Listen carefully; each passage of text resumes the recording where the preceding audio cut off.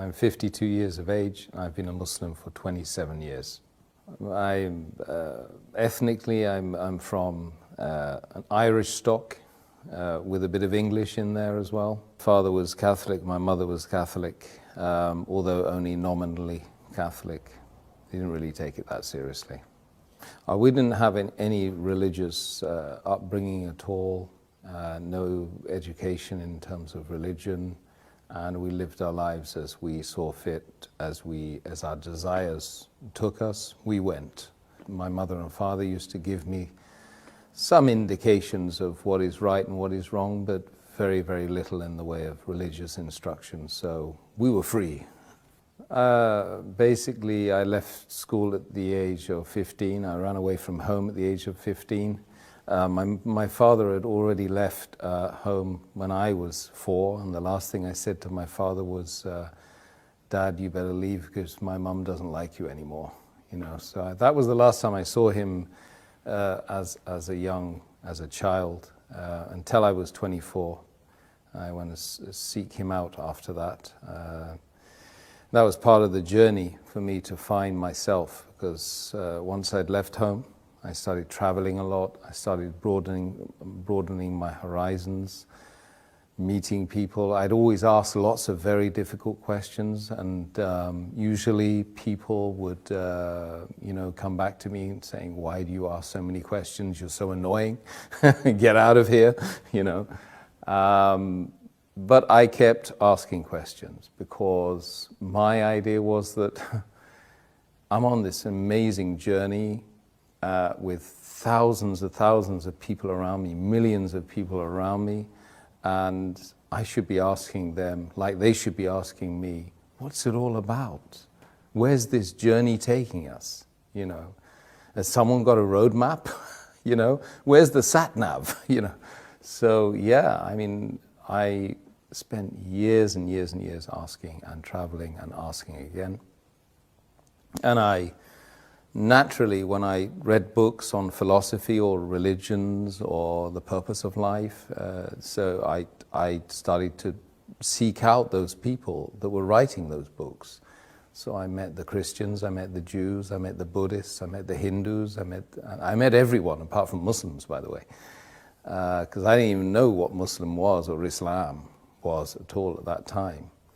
I asked the Christian at least once or twice, and they said they didn't know who God was.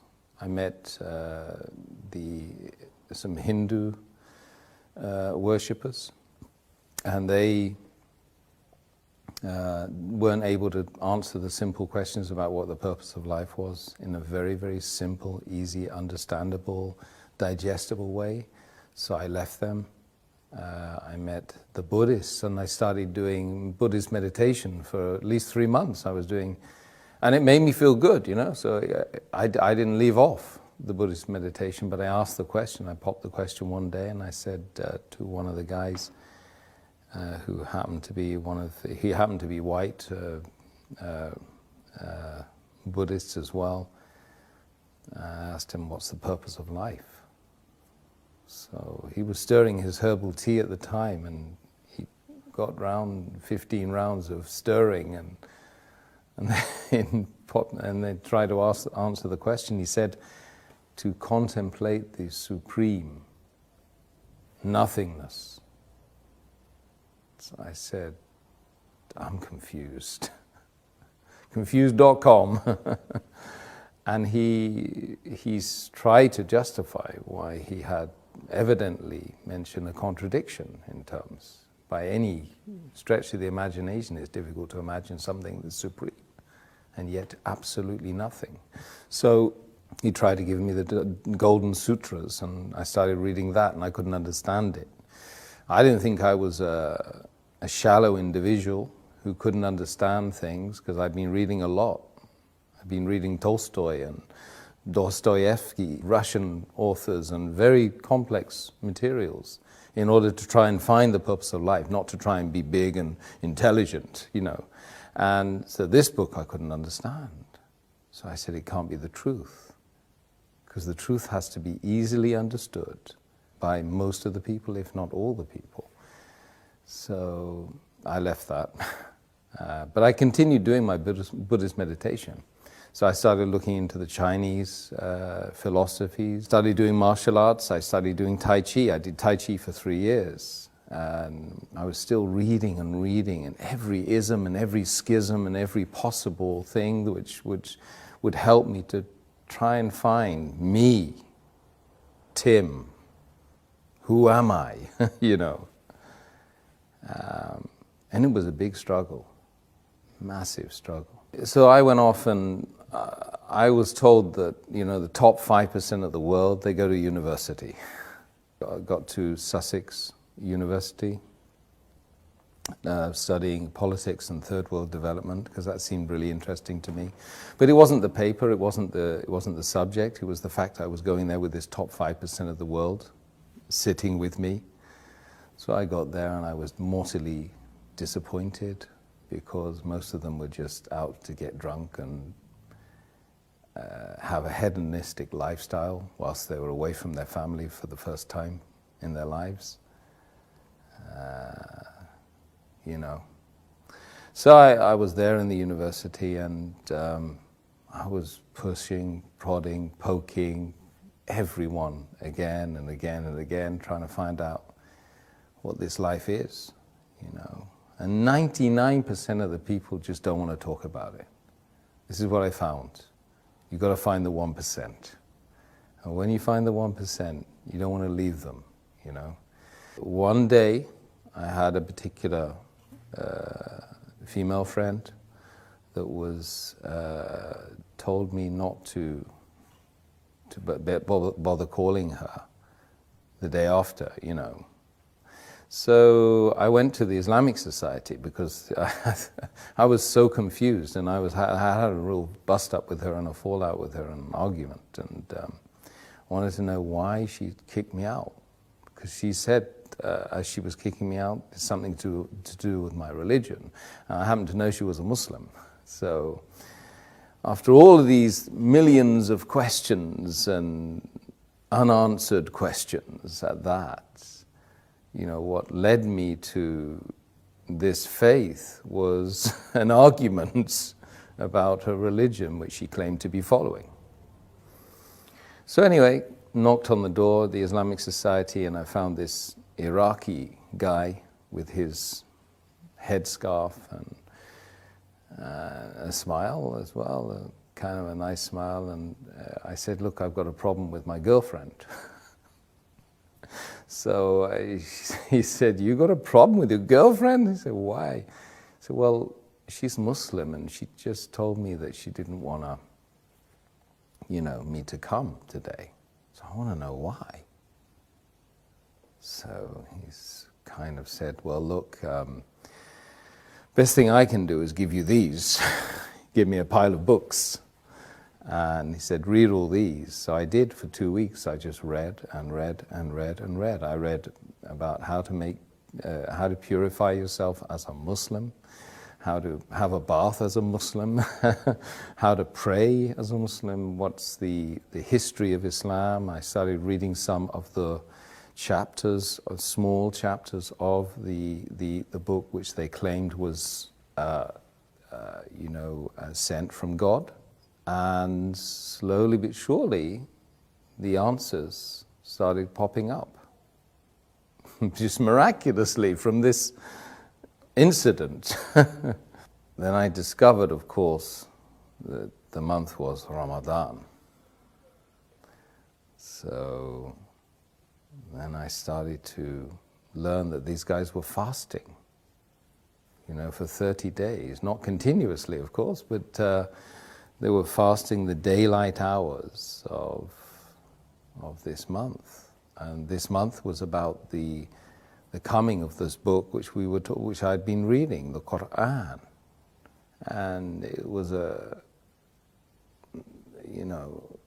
revelation to me at the time as well, because of course I never knew Islam, Muslims. That was the first time I heard about Islam, but I never ever knew that Islam was a way that white Catholic people like me growing up in Britain could possibly accept. I thought it was a religion for brown people and ethnics, So I slowly but surely started getting the answers to the questions that I had been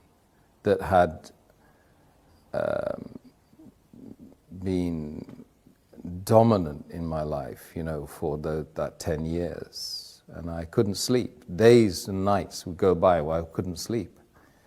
There were moments when, I just think, what's the point of this life without knowing, without having any certainty about a direction, about a purpose? What's the point? I mean, would anyone go on a journey without knowing the destination, the purpose? Absolutely not. This is plaguing me every day. I would be looking at the stars, and I would be literally crying every night, crying myself to sleep, because you're tiny, and this is huge, and this has a game plan. This is more than just a mere coincidence, a mere happening, that's something that's just happened out of nothing. This is by design. And you have to find the purpose. So you come across this book which answers all of the questions. You don't like what you read. Some of it you don't like. But it's kind of good for you, right? You realize it's good for you. And it was probably the third week of Ramadan then. I was reading that, and I was watching these guys. They were fasting and they were praying in that place 5 times a day in that center. And I would join them and I would be doing the prayers with them, but I couldn't really know what was going on, but it felt right. And one day I woke up and I said, look, I'm going to fast today, because the fasting is the thing that really seemed to be very attractive, and it was a challenge for me, and I thought it might help me in the journey. So I prayed, I started fasting that day, and it was like somebody had removed the blindfold, they'd unlocked the door, they'd removed the earmuffs, and I was able to think clearly. And just that moment, on that day, on that time, was the moment when I found Islam. Because, when you're fasting sincerely to find the one that created everyone here and everyone out there and everyone that's going to be created later on, after we go and we leave this planet and leave this journey, is the ultimate sacrifice, when you give off your food and give away the luxuries that you have and the water, and you do it sincerely, seeking the face of the one that created you, is the moment when you found yourself, So that was that day. That was the day, and I hadn't taken what was called the Shahada, or the declaration of faith, because I thought, well, God knows me better, so why would I bother, Anyway, I went on right until the end of Ramadan, and one night I was just super aware of myself, of being like needing to get rid of the past and start something new. It just felt like that. So the whole night I was just like, I was making this ritual ablution, watching, because I was reading it all the time in the books I had with me, and trying to get rid of something that was in the past. And then in the morning, very early in the morning, I just walked. I went up and I started looking for a mosque. I went into a mosque. I got to the top of the stairs and the guy grabbed hold of me and said, "Look, what's going on? What are you here for? Can we help you?" I said, "Yeah, I've just come to embrace Islam." He said, "Well, we don't know you. I mean, we've never seen you. What do you know about Islam?" I said, "I've been reading about Islam for the last 2-3 weeks, in fact, and I've been fasting as well." So they were quite surprised, and they said, "Well, have you washed?" I said, "I've been washing the whole night, man." I made the declaration of faith, and then I kind of got hugged by 300 men, and I'd never been hugged by a guy before, not even my father, I don't think. I remember feeling that it really was a very amazing moment, and it was unlikely that I would feel that way again.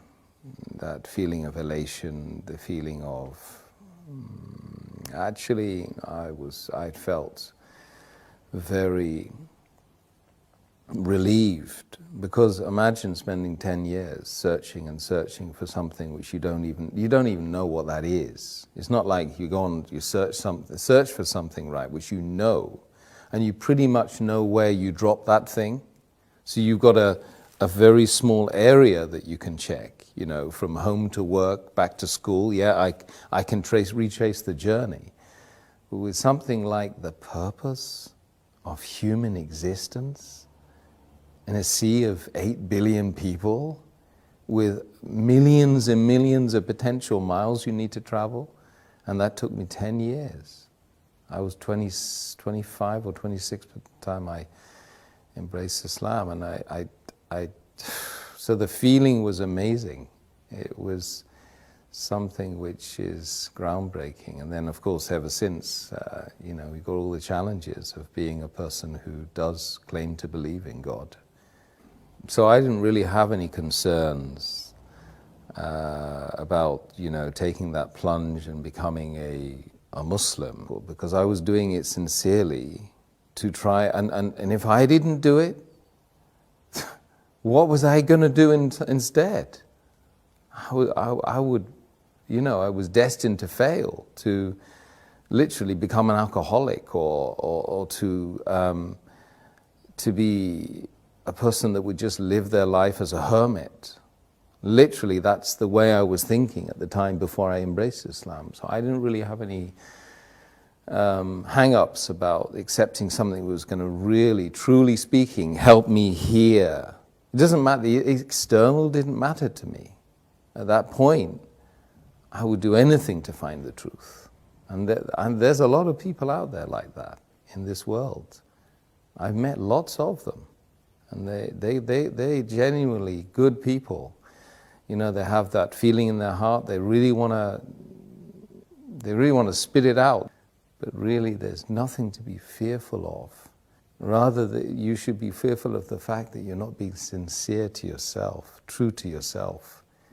That creates mental conditions. There's a lot of people that have psychosis and mental issues because they're not true to themselves. What their heart and their soul is telling them, they're not doing that. And this is, we call it hypocrisy. We mustn't be hypocrites. A community of Muslims practicing the faith of Islam is a family that most people don't have. And I gained that family. It's 1.6 or 1.7 billion people worldwide. I go and visit them.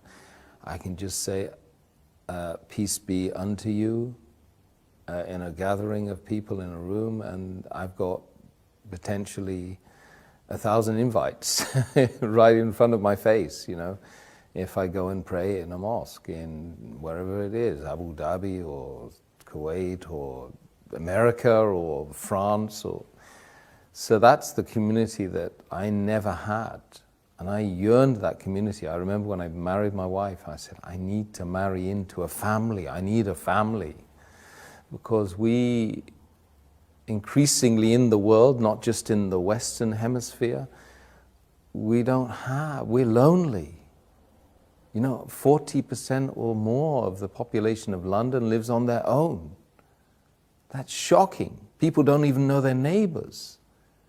This is just London. London, number one capital of the world, right? That everybody loves to be part of. But people are not part of each other, they're distant from each other. So I believe that the greatest thing that the faith of Islam gave me, apart from the massive direction and being able to have secure in the fact that there is a purpose. I don't need to go out to the pub and get drunk anymore. If I want to get drunk, I just pray. If I want to find direction, I've got the sat-nav. I've got the map.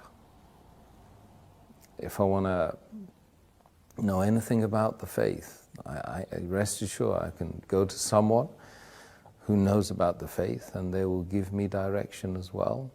And I have that massive, beautiful, unending family. And if you find the right members of that family, then you feel great. Let's just be brutally frank. We need to know who we are, where we're going, who created us. We ask ourselves these questions on a daily basis. Even if we don't vocalize it, we certainly think it.